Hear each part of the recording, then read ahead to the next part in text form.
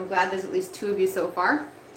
I'm actually waiting for Nevaeh to come up the driveway with my garden seed I just ordered, because I thought that would be fun to open that. But we'll just get started cooking because she took her German Shepherd dog down to the end of the driveway and they're probably playing somewhere. So we'll just get started cooking. Unless this is her. Hang on. That can't be her. Oh, it is her. Hey. Hi. I'll take that. No. Thank you. No, I need the seeds. You can do whatever you want for the rest. I'll do that. Oh, that's Adriana. Okay, I'm coming back. We're going to unbox the seeds. So I ordered garden seeds from a different place this year. While I was on bed rest, I was... What? Okay. While I was on bed rest... Hi, Diana. I went through all of my garden planning and everything and tried to figure some things out. And so... by the time I went to go order seeds, I didn't need seeds, but who doesn't need seeds? Anybody who grows their own food always needs seeds. So anyway, I ordered from a new place. It's called Pine Tree. And they ship like super fast. And when I ordered them last week, they had an amazing deal going on. So like their packets were only like $1.95 a piece. So that's pretty epic. So anyway, I'm going to open this and we'll go over what I ordered. I have a ton of garden seeds, so this obviously isn't everything that I'm going to be growing this year. But I thought it'd be fun to go through it. They carry both organic and non-GMO seeds and heirloom seeds, which is what I'm after. Let me see if they gave me any sort of code to... Hey, Sharon. Let's see... Oh! Discount code, guys. I will share the discount code for where I just ordered my garden seeds from. So this is from Pine Tree Garden Seeds. And the discount code is DONT, so D-O-N-T, LEAF, L-E-A-F 15 to get 15% off your next order, okay? So, check that out, okay? Cool company to order from. And like I said, most of these packets I only paid $1.95 a packet. So I've always wanted to order these. These are the pole bean Monte Gusto. They're like a yellow pole bean, but they're always out of stock everywhere. I tried M.I. Gardener. I tried several other places. Couldn't get my hands on those. So these are kind of fun. Then I love these green beans. This is a pole bean that doesn't have a string in it. So this is a completely stringless pole bean. It's called Vortex. Vortex. There are other companies that sell them as well, but like I said, most of my seeds were out of stock that I wanted to grab. So Vortex is a good one. I grabbed some celery while I was there. I've never had any luck growing celery, but try again. Hang on, let me check the comments. You guys have been commenting, hang on. Sharon, good to see you feeling better. Yes, it is. Grief is a process. That's for sure. And, yeah, just like walking through it and acknowledging that life goes on and trying to have understanding and just taking steps and putting one foot in front of the other, really. That's what it becomes. And I have to have joy because my life goes on even though his didn't. Diana, what tomatoes do you grow for canning? So I didn't buy any tomatoes this time, but I typically, if I'm going to make tomato paste, I'm going to be doing, hey Jackie, and I know Kristen is on and a couple of other people, so I appreciate everybody being here. Usually if I'm going to do like a paste type tomato, so like aroma tomato for all of my tomato paste and sauces and such. And that's typically what I can, unless I do like salsa, and that would be like a bigger, like a beefsteak type slicing tomato. Okay, so on with the seeds real quick, so I know a lot of you guys are here just to cook, so... Cucumbers, I got some homemade pickles, cucumber, sweet bell pepper. This is supposed to be a really good bell pepper for the north, and since I'm in South Dakota, that's north. So I got this one. It's supposed to be green bell peppers. I got some new cabbage I want to try. It's the Charleston Wakefield, which just sounded cool. Doesn't have as many outer leaves as the typical cabbage, so I bought that. I got some winter luxury pie pumpkins. Does not sound good. More cucumbers. These are a slicing type cucumber. And like I said, you guys, under $2 a packet with that code I just said. Which was don't leaf 15, okay? I did buy tomato. Look at that. This is an heirloom one. This is a slicing tomato. I'm going to try this variety out. What else did I get? Oh, I got some mortgage lifter. That is one of the ones I use to can up my salsas and stuff, is mortgage lifter. I just like how big they get. I'm going to try this lettuce. This lettuce is supposed to grow no matter what. It's called Jericho lettuce. Never heard of it before, but it's an heirloom seed, so I grabbed it. Some snap peas for the girls. They love these. It's like their only section of the garden that they call theirs. I usually do a bush bean. This is like a green bean that grows in a bush form. I usually grow Provider bush beans. And I'm still going to do that this year, but I'd like to try this brand as well. It's called Strike. But it's supposed to do really, really good. So I'm willing to give anything a shot. And last year we had really good luck with the rattlesnake pole beans. These are also another bean that they're on a pole, and that if you pick them soon enough, there's no string in them. These kind of have a cool pattern to the outside, and they have a unique taste. It's actually really good. So the seeds are from Pine Tree Garden Seeds. Okay. I don't know if it's like pinetreegardenseeds.com. I could probably look on the receipt. But Diana just typed the code in the comments there. It is www.superseeds.com. So I was way off. Superseeds.com. Like I said, they have organic, non-GMO, and heirloom seeds on their website. So.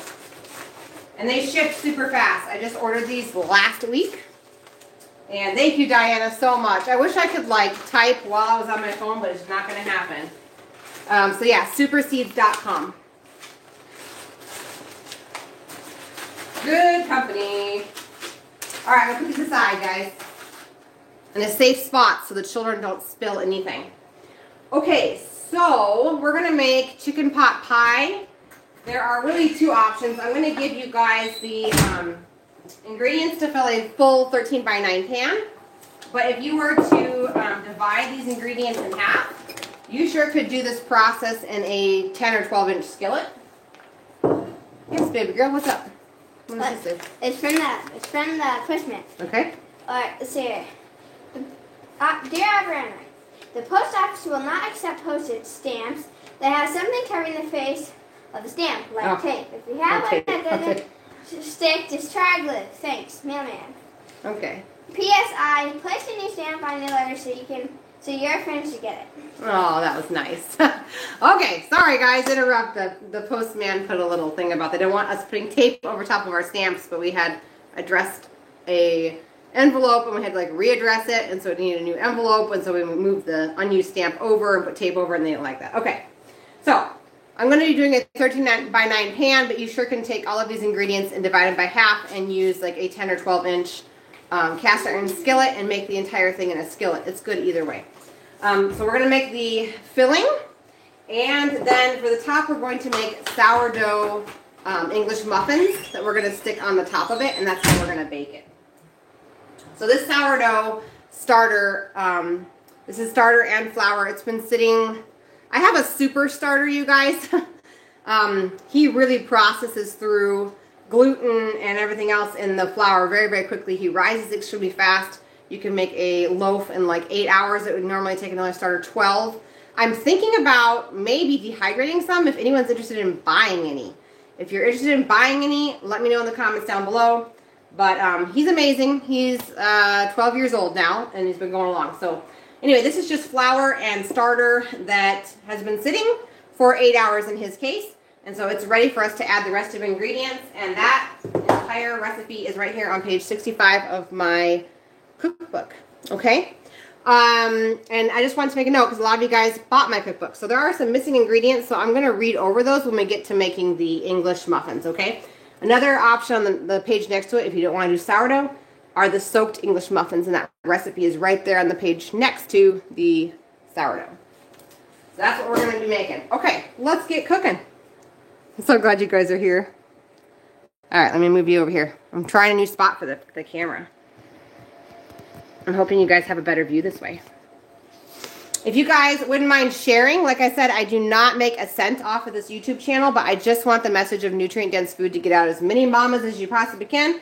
So if you have the ability to share this video somewhere, whether you're watching a replay or something else, it does help get the message out. My channel is not monetized, so this is not for any sort of monetary gain. It is literally just to get the message of nutrient-dense meals out to as many people as possible.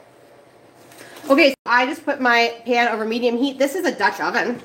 It's a cast iron Dutch oven, but you could do it in any sort of big pot, okay?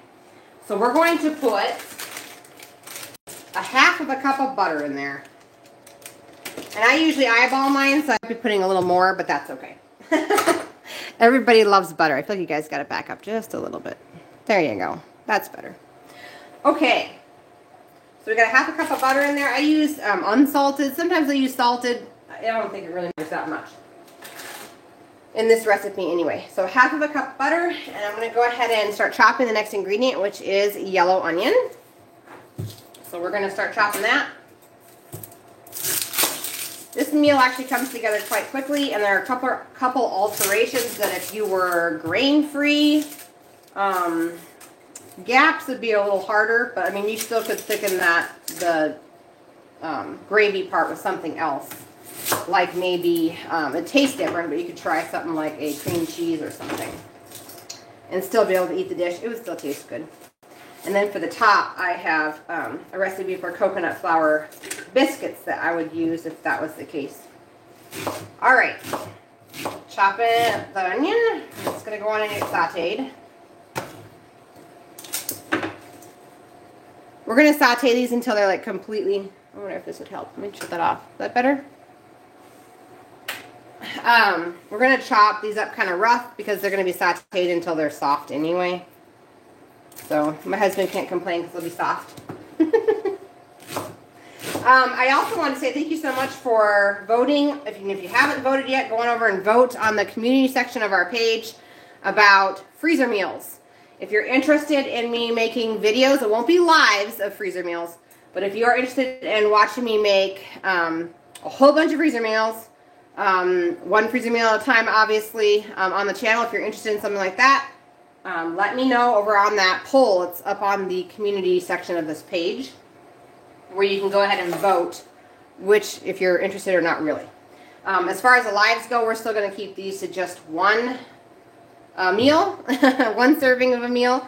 And then, like I said, if you're interested in the freezer meals, which a lot of people are so far, I'm going to go ahead and plan on making that video. Alright, so that is going to saute, and then we need 4 cloves of garlic. Cloves is such a generic term. I usually call a clove like the size of my thumbnail. I've got a couple that are much bigger than my thumbnail, but I'm just going to roll with it because it just adds extra flavor into the dish, and so I'm not going to worry too much about cloves that are a little bit bigger than my thumbnail. I'm just going to chop it up, and we're going to get it going inside the pan. Don't forget to keep all of the skins on your onions and your garlic because you can use those to make broth. They are not something that can just be thrown out, or at least they shouldn't be. They have tons and tons of flavor still left in them and tons of minerals. So don't throw those out. Keep them for your broth, the little ends, the little garlic ends. You can use all of that to make a really, really yummy broth. So I'm just peeling these, and just in case there's somebody who's watching that's never peeled a garlic clove, you're chopping off this hard end here. To peel it, we want to make sure that we're using fresh garlic when we cook. It's cheaper, number one, and number two, it doesn't have as many preservatives. So after you chop off that hard part, then the shell usually is loose. In this case, it's loose. If it doesn't come loose, then you can take a knife, lay it on its edge, and just kind of crush it, and that skin will come right off. We have so many new subscribers, so thank you so much, you guys, for sharing my videos with your friends and sending them on over to the Abundantly Blessed Homestead. I really appreciate it. Like I said, I don't do this for money. My channel's not monetized. It's about just spreading the word about how to make nutrient-dense food for families. Alright, so we're just going to chop these on up. There's been some new people here too, which is great. And I've had some questions about like soaking and fermenting things, which is awesome. So one of the common questions is, I'm just adding the 4 cloves of garlic, guys. One of the common questions is, why do I take the time to soak and ferment all of my rice and all of my beans? And so I'm just going to go over that real quick. I know a lot of you guys are veterans, and this is just the same thing repeated, but there are some new people who may be on live or maybe come back and watch. So basically, I soak and ferment my grains, my beans and my rice, and then I do sourdough, because all seeds of the earth have what's called a phytic acid content, okay? Some people call it a layer, but it's actually like in the bean a little. So, and it also has something that's called, that has an enzyme inhibitor. And what that is it inhibits the seed from sprouting until spring. And the phytic acid helps to feed a sprout. So if you buy like sprouted flour, sprouted wheat, sprouted oatmeal, the phytic acid's already been taken care of. If you're just buying regular oatmeal or regular rice off the shelf that's not sprouted, then you would want to do a process to remove the phytic acid, because if you don't, what happens is the phytic acid, when you consume it, binds with other minerals and nutrients within your body in order to break that, combine with the phytic acid and neutralize it. And so usually that phytic acid will combine with things that are in the soil that help to sprout that plant. So we don't want it binding things like calcium in our bodies. And so it's really important that you soak and ferment your beans and rice, and then also take special care with things like flour. Either buy sprouted flour or use a soaked recipe, or go ahead and learn how to do sourdough. Those are all good ways to handle flour. Noodles are a little bit more touchy because none of them are properly prepared. I believe there's one brand that has sprouted noodles. None of the stores near me sell those. But they are out there. They're just a little bit more expensive. So typically, for my family, we don't make a lot of meals with noodles. And that's why, because it's just so expensive. Okay, so we're sauteing the onions. I'm going to go ahead and add 2 cups. This is mixed vegetables, but you sure could do just peas. Just the vegetables of your choice, really. So 2 cups. These were frozen. They're going to head on in there and start getting warmed up. All right. The next ingredient is potatoes. Now, if you're on a low-carb or GAPS diet, you sure could use rutabagas. And I've talked about this before, but you want a rutabaga that is no bigger than a tennis ball. If you go any bigger than a tennis ball, the taste in it starts to get more like a turnip. It gets more tangy, I call it, or offensive to some people. So you want small rutabagas or potatoes here. Either one works. And I'm just going to dice these up.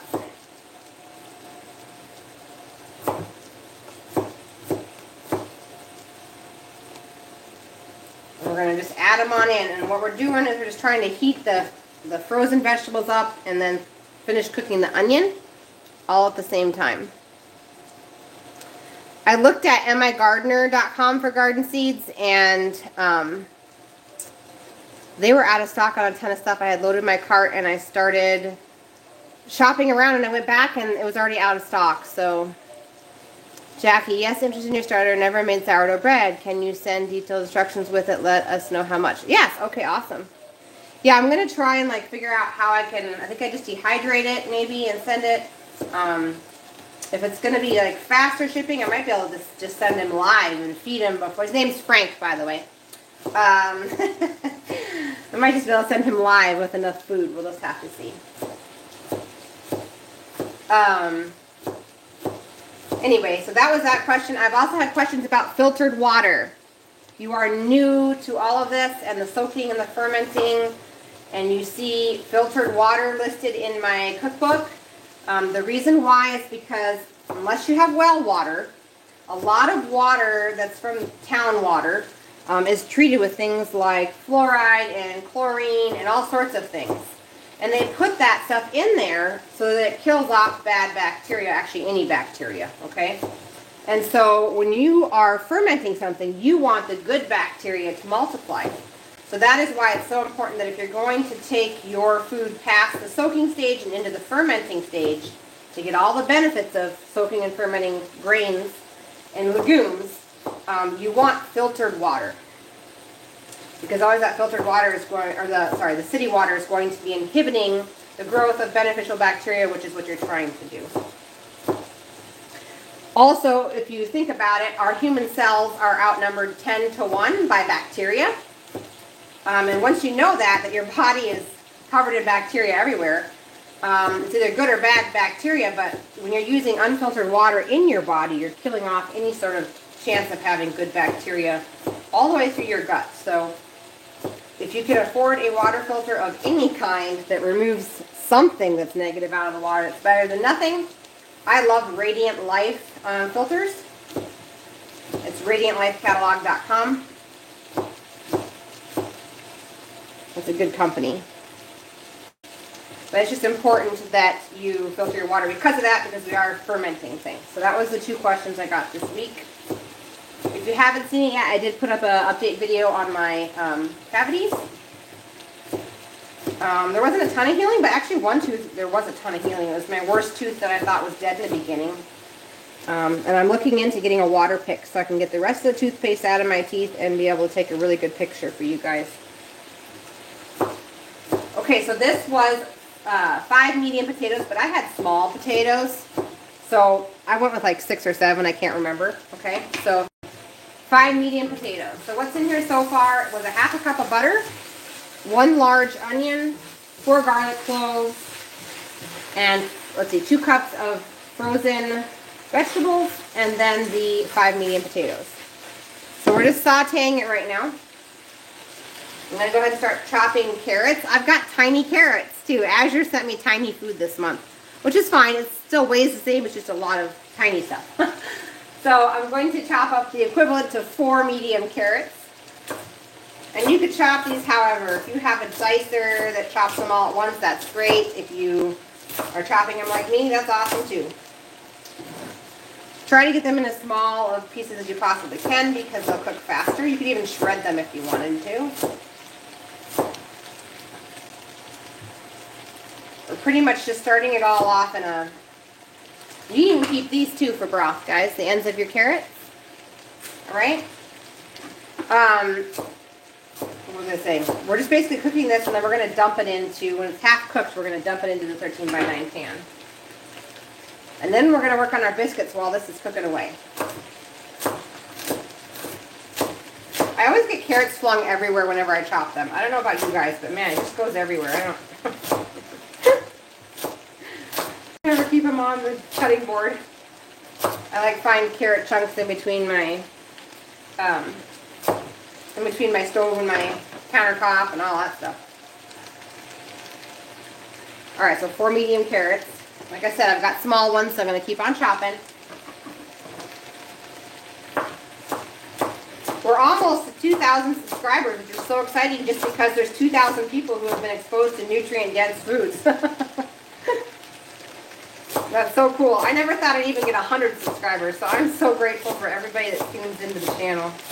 And I'm so grateful for all the support I got, you guys, after my miscarriage 2 weeks ago. It's been amazing. All right. So I'm going to try and not burn this down to the bottom. I'm like horrible with that, but you know.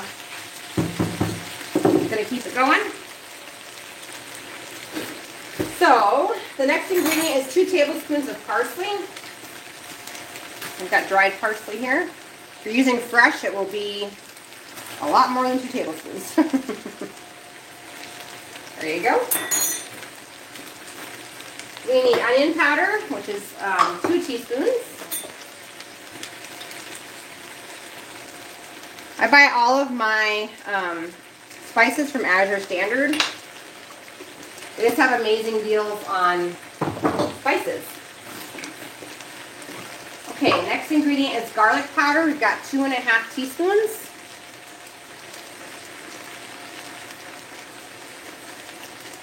There we go. I'm so glad that you guys are here and we're back at doing this. I I had a fear that nobody would be on tonight, so I'm so grateful there's 7 of you guys that are chilling now. All right, the next ingredient is healthy salt. Okay, we want colored salt, pink Himalayan salt, Celtic sea salt that's gray. All those things are great. So we need 1.5 tablespoons. I know it sounds like a lot. If you want to start smaller, go ahead. It's really hard to over salt something with a good mineral-filled salt. Okay, next ingredient is broth. I'm going to give this a stir. And I have some homemade broth here, 6 cups of homemade broth, okay? I'm just going to pour maybe a cup of it in, just to cover the bottom of my pan so that it doesn't burn. Okay. Now, the next ingredient is a thickener. Now, if you are on the GAPS diet or you are avoiding carbs, you're not going to want to go with cassava flour. I'm actually healing cavities, so I can't have this, but I'm going to make this meal for my family, and I'm eating something else tonight. So, another option with this stage would be, like I said, you could use cream cheese. You could try thickening it with egg yolks only. That actually thickens sauce pretty good. You just need quite a few of them. All right, cassava flour. You can also use cornstarch if you'd like. I just prefer cassava over corn starch. So we need, hang on. We need 8 tablespoons of your choice of thickener.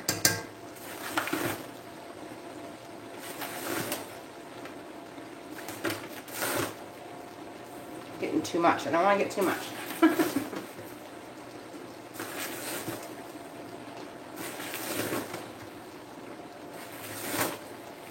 There we go, 8 tablespoons. And like I said, you could use cornstarch or something as well. I'm just going to give this a stir. And that's going to thicken up the broth rather quickly, so I'm going to try and work as fast as I can stirring this so we don't burn anything to the bottom of the pan. Okay, we are now ready for another couple of cups of the broth.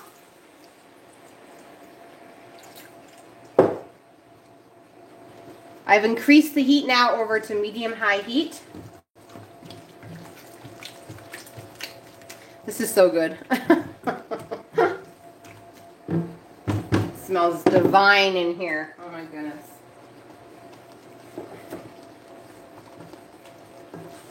So it's going to be nice and thick, so don't be alarmed at that. Once it gets thick and bubbly, we're going to keep adding more broth, with a total of 6 cups of broth going into here.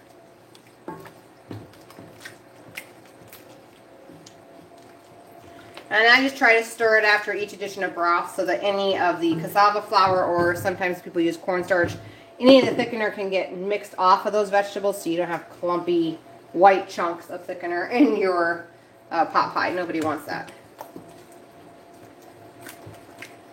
Okay. I'm going to add the 2 final cups, and then I'm actually going to slide this pot to the right onto the other burner, and we're going to go ahead and start on the biscuits.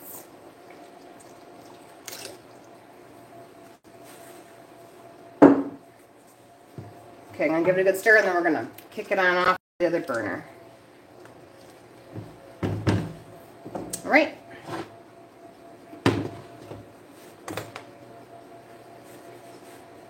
All right, I'm going to turn this burner off just for 1 second. Get my cast iron on there. Cast iron, I had another question about cast iron this week. It is all about the seasoning, but kind of not really. Your seasoning will last longer, and you'll have a better chance of your cast iron and the food you cook in it not sticking if you preheat your skillet before adding anything. A lot of us are used to cooking in things like stainless steel, where you don't have to preheat it. But with cast iron, it's best to preheat before you put anything in there. So I went ahead and I turned off the burner, but this stove stays hot. It's one of those glass cooktops. So we're just going to sit there so it can kind of start to warm on up. This is the chicken for the vegetable mixture over here. I'm going to let it warm back up though and come up to a simmer before I add it. Okay, so like I said, this is sourdough that's been sitting for 8 hours. This is a mega sourdough starter. He's amazing. He can blow through and create bread that's ready to go in 8 hours instead of 12. He's amazing, but he's very, very hungry and high maintenance because he needs to be fed a lot. So we're going to use him. This has been sitting for 8 hours. And we are going to add, let's go back to the recipe. For those of you guys who haven't cooked, let's go over the recipe really quick because there are some things that are missing. What happened was originally I was going to start putting pictures inside my cookbook. And when I put the picture on, it deleted part of my ingredients on this page. And then when I took the picture out and decided I wasn't going to spend the money for extra pictures for everybody, it never put it back. So on the page 65, sourdough English muffins, what is missing is 1 teaspoon of Vital Wheat gluten, 1 tablespoon of honey, which I'm just going to skip that. I don't even put that in most times. I just kind of skip it. It's just for taste, really. 1 teaspoon of healthy salt, and 1 teaspoon of baking soda. So this has been sitting, so the next step is to add the honey, salt, and baking soda. I'm going to skip the honey and just go with salt and baking soda. So we need 1 teaspoon of salt.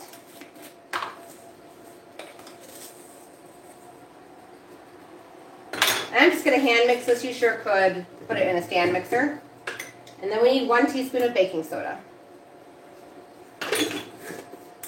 And I'm just going to knead this just to kind of incorporate that baking soda. It's going to help the English muffins to rise up. If you're interested in ordering a cookbook, I completely sold out, and I do have more coming hopefully this week. I ordered a whole nother batch, so if you're interested in that, my email is down below in the description box. If you'd like to order one, they are $32. That's including shipping. If you are local, we can take the shipping price off, and they're only $28. So if you're interested, go ahead and shoot me an email. It's down in the description box. All right, so I just mixed that on up. Now, I can feel my pan and it is warm. I'm going to go ahead and turn it over medium heat because it was off, remember, but this glass cooktop holds all of that heat in. So I'm going to go ahead and turn it on medium now to keep the heat going on my cast iron. It is nice and warm.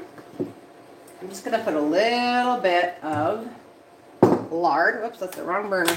Ha! There we go. A little bit of lard in the bottom of this pan. If you don't have lard, you could do tallow, coconut oil, butter even works, duck fat, goose fat. Those are all healthy fats to cook with, and they do not go rancid or have any sort of damage that occurs when you heat them up. I'm going to give my vegetable mixture a stir. It hasn't come back up to a simmer yet, but it's getting nice and thick. I'll show you guys that. Spin you guys around. Here we go. All right, so there is the mixture. It's coming up to a simmer. All right. Onward. So we're going to divide this out. I usually say 12 of them, but I don't measure them anymore. Usually I used to use like a 1/4 cup measurement or a 1/3 cup measurement. I just form them up and we just put them into the pan. So let's get started on that. This other pot is just going to simmer away while those vegetables cook about halfway through. Alright. So usually just take some and smush it into a ball, and this is going to rise because it's got the baking soda in it. So I'm just going to flatten it like a really super thick pancake. And it's going to go right on into my pan. We've got snow on the ground here, and we have another winter storm coming. Whoops, sticking to my hands. I'm going to have to put a little bit of lard on my hands. Hang on one second. That is my solution if my dough gets a little bit too sticky. I just put some sort of fat on my hands, either lard or coconut oil. It doesn't hurt what you're making at all, and it makes your hands non-stick. I do the same thing for all of my countertops when I'm making like cinnamon rolls or anything that I need to roll out on the countertop. Instead of adding fresh flour, which is not properly prepared, I just take coconut oil and I just rub it on my countertops. And you can do that with any countertop. And it makes your whole countertop, you know, non-stick. For rolling out, kneading dough, all that sort of thing. These are going to end up bigger than what I thought. That'll be yummy. All right, so those are cooking. And we've got some bubbling happening over here.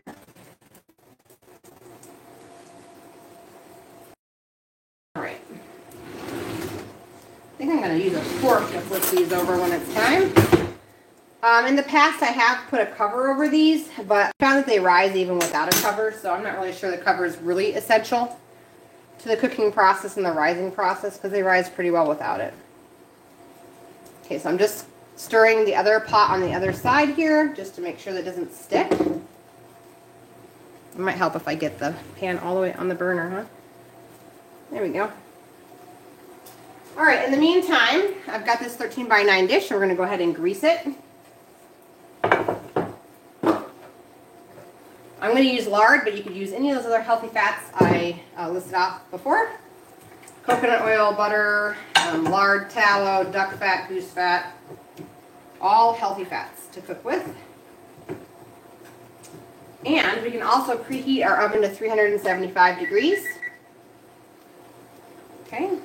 I did make this into a freezer meal for my family. Unfortunately, the footage was lost, but what I can tell you is as a freezer meal, I would make up your mixture we have simmering over here with all your vegetables. And then once that's done, I would let it completely cool and then put it into your plastic gallon-sized freezer bags or your hard plastic containers after it's completely cooled off. And then make biscuits, freeze those alongside. And then all you got to do is dump it into your 13 by 9 pan, put the biscuits on top, and bake it when you bring it out of the oven. So it makes it super quick.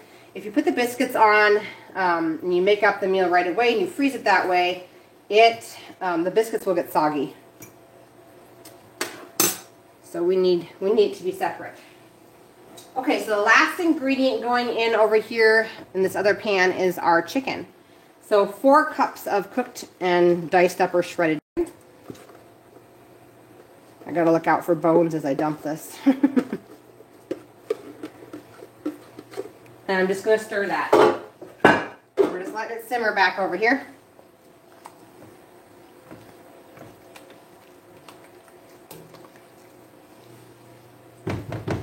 Okay.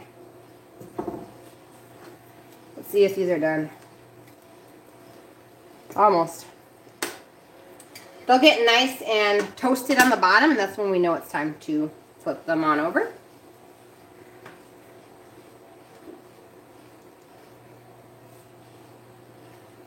All right.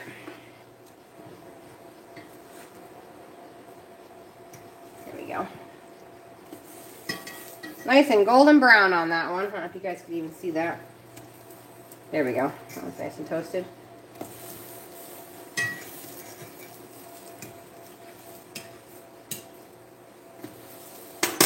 All right, so we're just flipping them on over. Here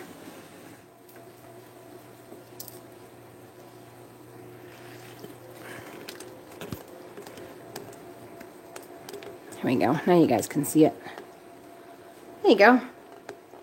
So nice and toasted. And they'll just stay on this side so the other side is toasted. And then I do what I affectionately call the finger test, where I just push in the middle and make sure it feels firm. That's how I test to see if it's cooked all the way through. Okay, this other pot is finally coming back over up to a simmer. So we're medium heat. I'm going to go ahead and put a lid on it just to help it come up faster.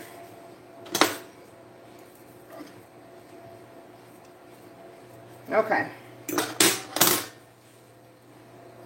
So we are preheating our oven to 375. I didn't even check to see if there was something in my oven. Nope, there's not. Okay, good. When you are rising bread and dough and all that stuff, you never know what's inside your oven. All right.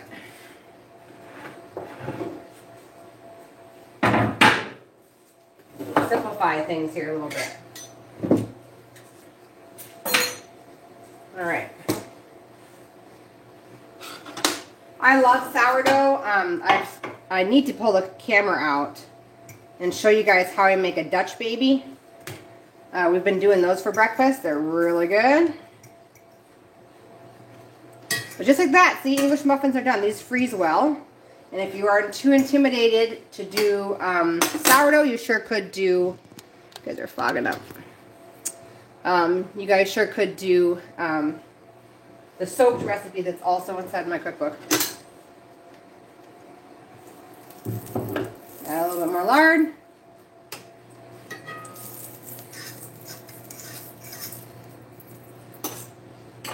All right, a few more rolls. I'm fogging you guys out. I might have to move the camera. I'm gonna move the camera, guys. Hang on, okay? It's getting smoky. All right, let me check the comments while I got one in there. Okay, so Sharon, yes, the carrots always fly even into the cat's dish. Okay, good, then I'm normal. Jackie says, does it really need that extra gluten? So the gluten's broken down by the starter. The gluten helps to make it fluffier, but you could omit it if you don't mind a more dense bread product. So more dense bread, or more dense, in this case, English muffins. It's just extra protein for the sourdough starter to munch on and help your bread get nice and fluffy. But I do know people that don't use it at all. It's just the bread just doesn't rise as quite as high.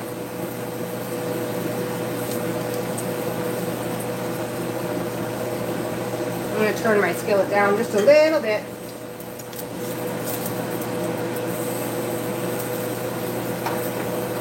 All right. Got my fan going because I'm like smoking everybody out here. Cast iron got too hot. There we go. Let's check on this over here.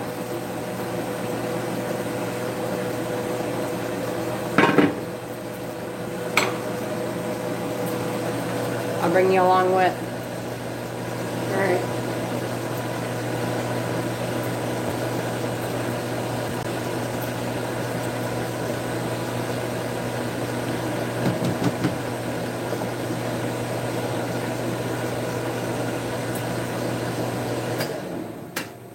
There. Got all the smoke out. That's why I do not have a smoke alarm inside my kitchen, because I like my sanity. Alright. So it's just bubbling away back there. We want it to keep on cooking. This mixture back here, so that those, like I said, so the vegetables are about half cooked.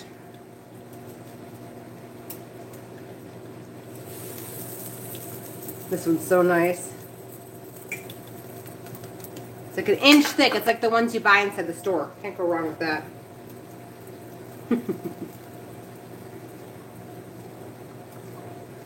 Okay.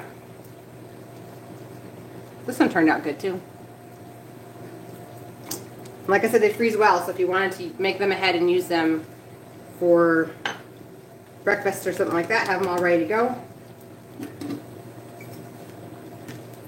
Totally doable. That one turned out good.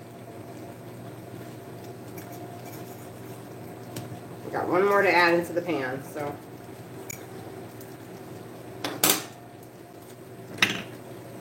All right. There we go.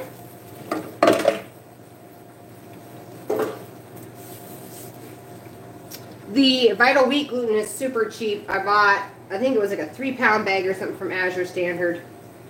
That's just a ton. That's years worth of Vital Wheat gluten for somebody. You only need a couple of teaspoons. Like I said, it's totally optional. You just might not get as much, bubbly rise in your bread as you normally would. But still totally edible and delicious. Okay, that one is soft in the middle, so not done yet.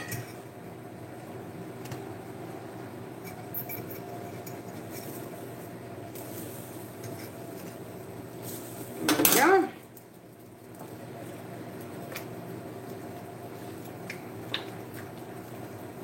Anyway, as I was saying, we're supposed to be getting a winter storm. It's going to be coming in tomorrow, so we'll see how much snow we get. We've got snow on the ground right now. which is a blessing because we are in a drought.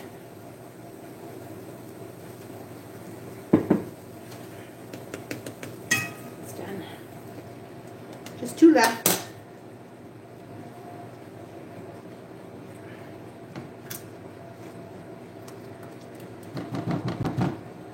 So this kind of works out good because we're doing part of the cooking in this back pan ahead of time before we go to bake.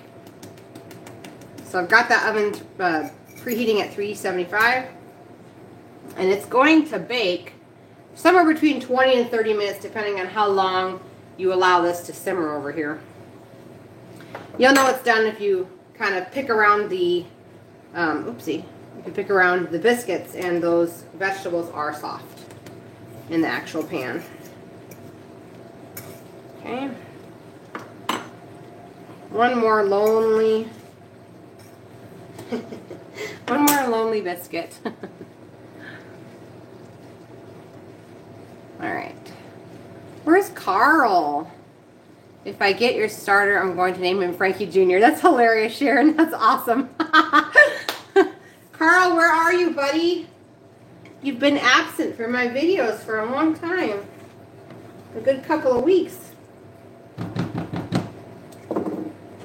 If you watch the replay, Carl, I miss you. Alright, this one's done as well.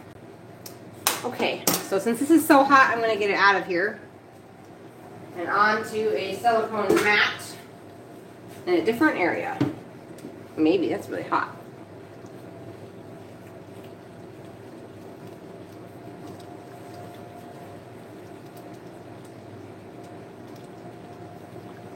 Okay.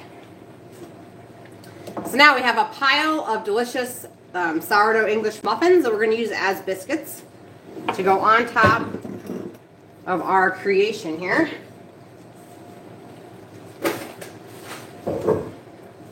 Alright, so I can't put the pan here, so I'm going to push you guys back so that I have a spot for the pan to sit and you guys can still watch. Alright, so it's already greased. This 13x9 pan here. So, we are going to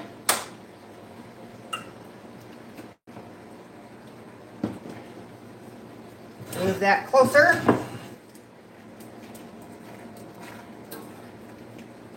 Alright, move you guys a little closer. Got a little more room. Look at that. There we go.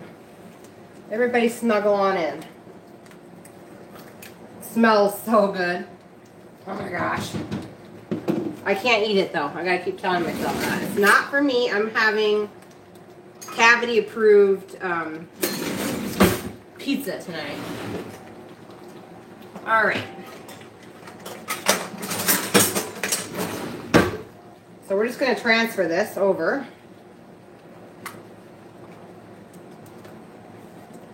And you want there to be extra gravy because that's kind of the point of having biscuits. You want it to be kind of watery and runny because those biscuits are going to soak some of that up. And that's all part of the idea here.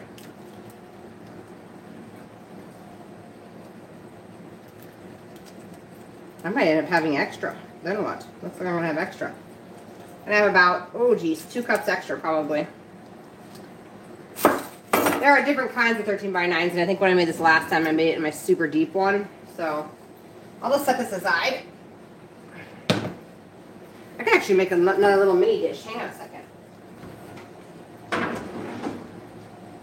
Let's do one of these. Alright, so I'm going to throw the biscuits onto the top here. You could even cut them in half if you want to. In fact, I might cut some of these in half.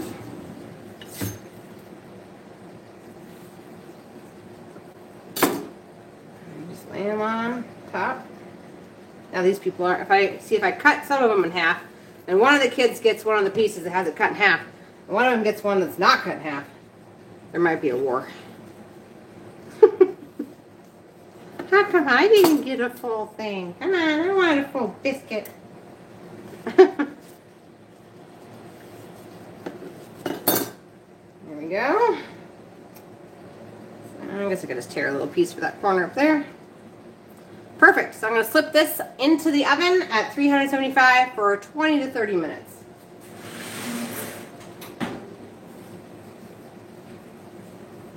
And this recipe is not inside my cookbook. Alright.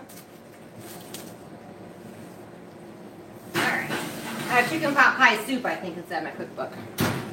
I'm going to make another like little mini dish, because why not? I've got extra ingredients.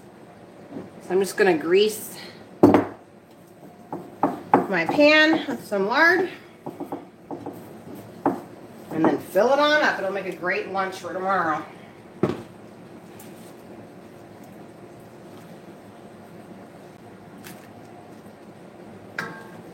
I didn't even count how many biscuits my recipe made. It's supposed to make 12, but like I said, typically I don't count. And sometimes you get 12, sometimes you only get 10, and they're just really big. All right.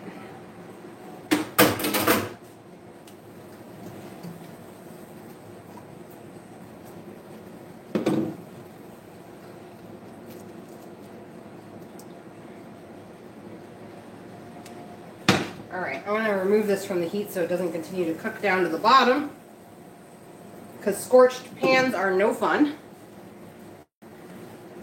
And then we're going to finish off our second pan.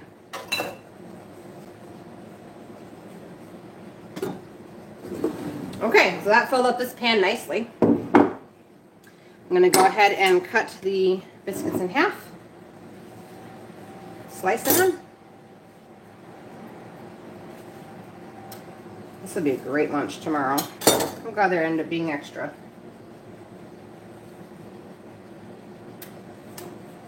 There we go.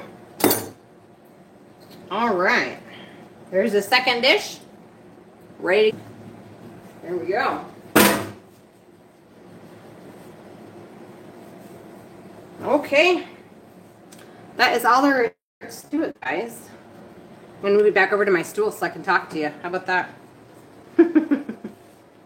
All right. Let's turn off some lights. It's not so bright. There we go. It's dark outside. We started when the sun was up. Isn't that something? All right. If you guys have any questions, put them down below.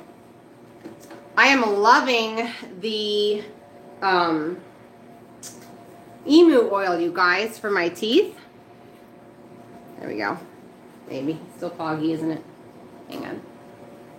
I'm loving the emu oil for my teeth. They seem to be getting like smoother and just a nicer texture, which is great.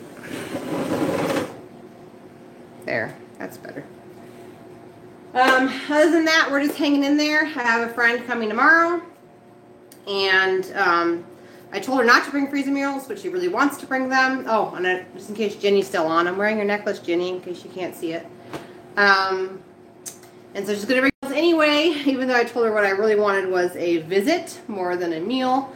I appreciate the meals too. All of my days I know are not going to be good days, so it'll be nice to have a freezer meal to go on the days when Mama's not emotionally well. So other than that, I'm going to put up a pre-scheduled event here on the channel, and that'll be for next week's cooking class, what we're going to make next week, and all of the ingredients will be there for you. Also, like I said, down below is a link to buy my cookbook. Okay, so emu oil, Jackie, this is the stuff I'm taking. This is the only brand I found. It's the Walkabout brand that's actually for internal consumption. So it's the highest source of the vitamin K2 MK4. And you can get it on RadiantLifeCatalog.com. It's really good stuff. Otherwise, emu oil, yeah, you're only going to find topical stuff. So anyway, I'll make a pre-scheduled event for next week. And let's see, what else? What else was I going to say? Link down below if you guys want to order a cookbook. They should be coming to my house here this week, so perfect timing. And I think that's it. So thank you so much for you guys being here and commenting. And oh, don't forget to go over and vote on the poll as to, do you guys want to see some videos about large batch cooking freezer meals, or just stick with one batch? So let me know over there. You guys have a great night, and I'll see you guys next week, okay?